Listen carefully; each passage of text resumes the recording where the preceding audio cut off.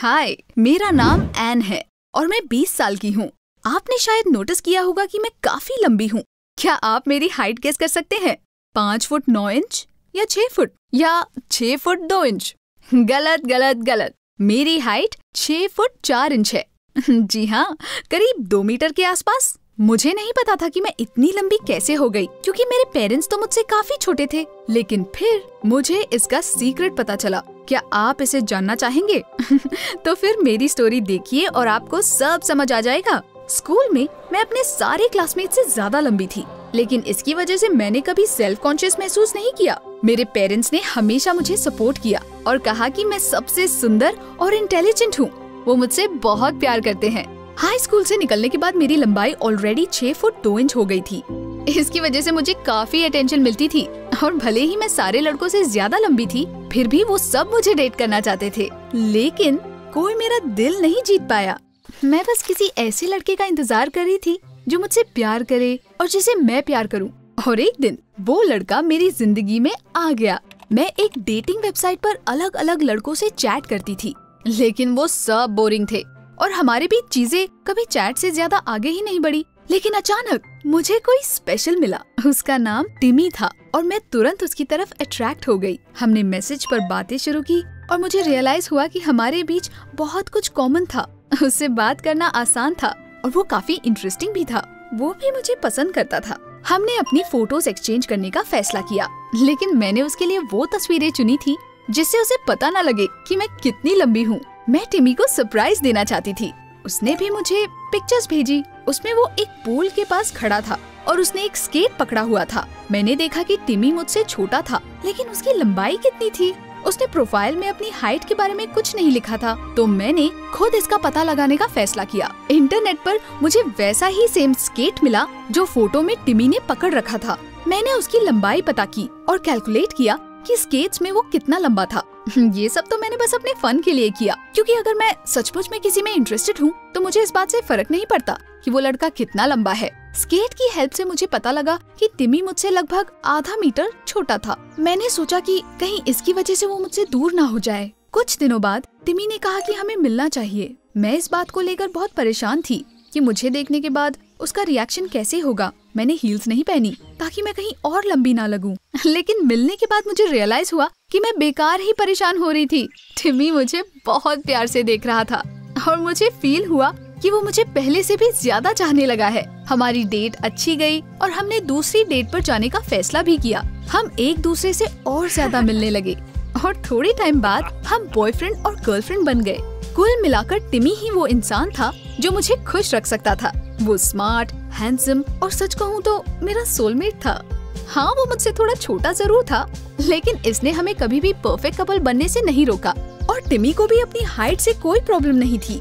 किस करते समय वो स्टेप पर चढ़ जाता था। That's so cute। मेरे कई दोस्तों को मेरी पसंद समझ नहीं आती थी, लेकिन मुझे उनकी कोई परवाह नहीं थी। I was happy।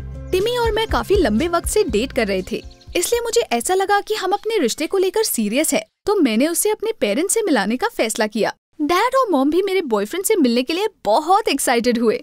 तो एक शाम मैं टिमी को अपने साथ अपने घर ले आई, लेकिन फिर कुछ बहुत बुरा हुआ। मेरे बॉयफ्रेंड को देखते ही मेरे पेरेंट्स के चेहरे से हंसी गायब हो गई। पूरी शाम वो मुंह फुलाए बैठे रहे। वो टिमी के साथ भी काफी अनफ्रेंडली थे और सबसे बुरी बात तो ये थी कि टिमी को सब साफ पता चल रहा था। उसके जाने के बाद मैंने पूरा घर सिर पे उठा लिया। वो लोग उस लड़के के साथ ऐसे कैसे बर्ताव कर सकते हैं जिसे मैंने अपने लिए चुना था। इस पर उन्होंने जवाब दिया कि उन्हें मेरी पसंद अच्छी नहीं लगी। तुम अपने साथ बोना क्यों लाई थी? मेरे डैड ने मुझसे कहा। इस पर मुझे बहुत गुस्सा आया। मैंने उनसे कहा कि टिमी की हाइट तो उनके बराबर है, तो मुझे नहीं समझ आ रहा कि वो ऐसा क्यों बोल रहे हैं। इस पर मेरे पेरेंट्स ने जवाब दिया कि मैं केवल मुझसे कोई लंबा लड़का ही चुन सकती हूँ ताकि मेरे बच्चे लंबे हो। मेरी माँ ने कहा कि मुझे हमारी ब्रीड खराब नहीं करनी चाहिए। What the? आप कैसी बातें कर रही हैं? आप खुद मेरे कंधे तक आती हैं। उनकी बातें सुनकर मुझे बहुत दुख हुआ और मैं अपने कमरे में चली गई। पूरी रात मैंने रोते हुए बिताई। मैं टिमी के लिए बहुत अपसेट थी, क्योंकि मैं उससे बहुत प्यार करती थी।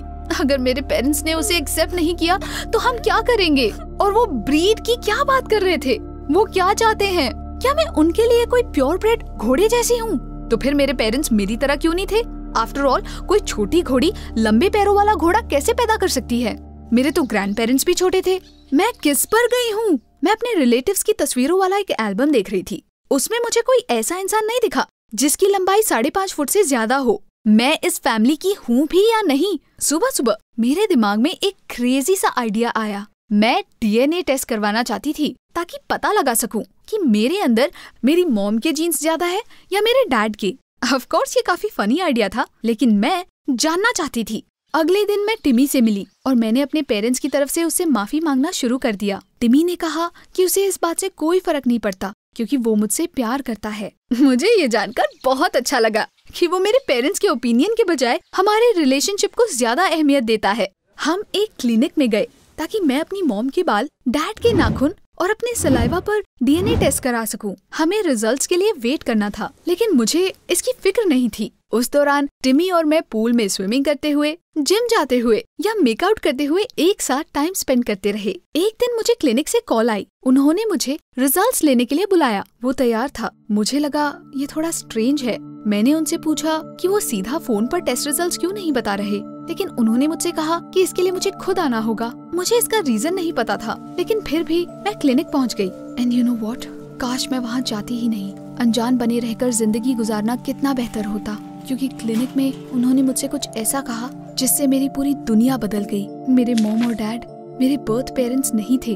वो सुनने के बाद मुझे इस पर भरोसा नहीं हुआ। इससे मुझे बहुत सी चीजें समझ आ गई, लेकिन फिर भी मैं इस पर भरोसा नहीं कर पा रही थी।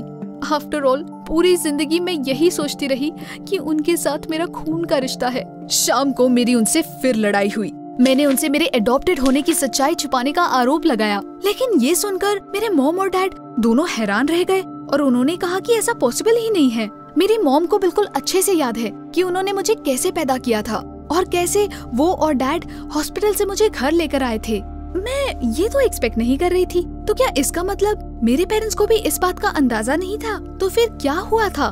मेरे पेरेंट्स इस बात पर भरोसा नहीं कर पा रहे थे that we were not a biological family। सच्चाई पता लगाने के लिए हम अगले दिन उस हॉस्पिटल में गए जहाँ पर मैं पैदा हुई थी। उन्होंने सभी डॉक्यूमेंट्स और रिकॉर्ड्स निकाले और फाइनली सब कुछ क्लियर हो गया। पता चला कि 20 साल पहले उस दिन वहाँ एक दूसरा बच्चा भी पैदा हुआ था, लेकिन एक एक्सीडेंट में हम दोनों आपस में बदल दिए गए थे। उस समय वहाँ काम करने वाली एक बूढ़ी नर्स ने बताया कि उसे वो औरत अच्छे से याद है जिसने मुझे पैदा किया था। वो बहुत लंबी और उसका हस्बैंड उससे भी लंबा था, करीब 2 मीटर के आसपास। वही तो मेरे बर्थ पेरेंट्स थे। इस न्यूज से मैं और मेरे पेरेंट्स दोनों हक्के बक्के रह गए। वैसे अब मुझे ये भी नहीं पता था कि मैं उन्हें क्या बोलूं, क्योंकि ये बिल्कुल क्लियर हो गया था कि वो मेरे लिए पूरी तरह से अजनबी थे। हम काफी देर तक चुप रहे और हमें समझ नहीं आ रहा था कि आगे क्या करना है। मेरे पेरेंट्स को भी ये रियलाइज हो गया था कि कहीं पर कोई अजनबी लोग उनके असली बच्चे को पाल पोस कर बड़ा कर रहे थे, और मुझे ये रियलाइज हुआ कि वो अजनबी मेरे असली पेरेंट्स थे। मैं पूरी रात जगी रही और सोचती रही कि अब आगे क्या करना है। ऑफ कोर्स मेरे पेरेंट्स ने मुझे पाल पोस कर बड़ा किया है और मुझे सब कुछ दिया था, लेकिन फिर भी मुझे अपने असली मॉम और डैड का पता लगाना था। लेकिन मैं ये कैसे कर सकती थी? मैं उन्हें कैसे ढूंढती? अगले दिन मैंने टिमी से मिलकर उसे सब कुछ बता दिया, पर मैं जितना उसको बताती गई वो उतना ज्यादा दुखी होता गया। पर क्यों? क्या हो गया था? और फिर टिमी ने मुझे बताया कि वो मुझे अपने पेरेंट्स से मिलवाना चाहता था। मेरे दिमाग में एक बहुत ही बुरा शक पैदा हो रहा था, लेकिन मैंने उसे साइड कर दिया। टिमी के घर जाने पर सब कुछ क्लियर हो गया। मुझे अपनी आंखों पर भरोसा नहीं हुआ। टिमी के पेरेंट्स बहुत लंबे थे, उससे कहीं ज्यादा लंबे। वो मुझे देखकर मुस्कुराए। ये ऑब्वियस था, मैं उन्हें तुरंत पसंद आ गई थी। आई वोंट डिनाई इट, मुझे भी वो बहुत अच्छे लगे। हमारे बीच एक कनेक्शन था, लेकिन उन्हें कुछ नहीं पता था। वो सोचते थे कि टिमी उनका बेटा है। पूरी शाम टिमी बहुत उदास था, इसलिए मैंने उसके पेरेंट्स को कुछ नहीं बताया। अभी तक नहीं। हमने काफी फन किया। हमारे बीच बहुत कुछ कॉमन था और टिमी ये फील कर सकता था। शाम खत्म होने पर जब मैं और टिमी अकेले थे, तब मैंने उससे पूछा कि क्या उसे कभी ऐसा नहीं लगा कि वो अडॉप्टेड हो सकता है। मेरे बॉयफ्रेंड ने मुझे बताया कि वो हमेशा सोचता था कि वो अपने डैड की तरह लंबा क्यों नहीं हुआ, लेकिन इवेंचुअली उसने डिसाइड किया कि इससे कोई फर्क नहीं पड़ता और उसे इसकी टेंशन नहीं लेनी चाहिए। मैंने टिमी को ये समझाने की कोशिश की कि वही वो बच्चा था जिससे मैं बदली गई थी, लेकिन टिमी ने ये मानने से इनकार कर दिया। मैंने उससे कहा कि वो सच्चाई से मुंह नहीं मोड़ सकता, लेकिन टिमी मेरी बात सुनने को तैयार ही नहीं था। इसलिए मैंने उसे अपनी तरह एक DNA टेस्ट करवाने को कहा। रिजल्ट से सब कुछ साफ हो जाता, लेकिन टिमी ने चिल्लाकर कहा कि वो ये नहीं करेगा। वो सच्चाई नहीं जानना चाहता, वो कुछ बदलना नहीं चाहता। अपने पेरेंट्स से वो बहुत प्यार करता था और वो नहीं चाहता था कि मेरे मॉम एंड डैड उसके असली पेरेंट्स निकले। यही पूरी स्टोरी है। टिमी के साथ मेरी वो बातचीत बस 3 दिन पहले हुई थी। उसके बाद मैंने उसे नहीं देखा। उसने कहा कि उसे हर चीज के बारे में सोचने के लिए थोड़ा टाइम चाहिए। मुझे भी डिसाइड करना था कि मैं अपनी लाइफ के साथ क्या करूं। मैं DNA टेस्ट करवाने के लिए इंसिस्ट कर सकती हूं, सबको सच्चाई बता सकती हूं और अपने असली पेरेंट्स को पा सकती हूं, लेकिन ऐसा करके मैं अपना बॉयफ्रेंड खो दूंगी, या फिर मैं इसे ऐसे ही छोड़ सकती हूं और टिमी के साथ अपना रिलेशनशिप बनाए रख सकती हूँ। I am so confused, I don't know what to do. Comments में मुझे अपना ओपिनियन बताइए, क्योंकि आपका ओपिनियन मेरे लिए बहुत इम्पोर्टेंट है। और हाँ, इस चैनल को सब्सक्राइब करना ना भूले।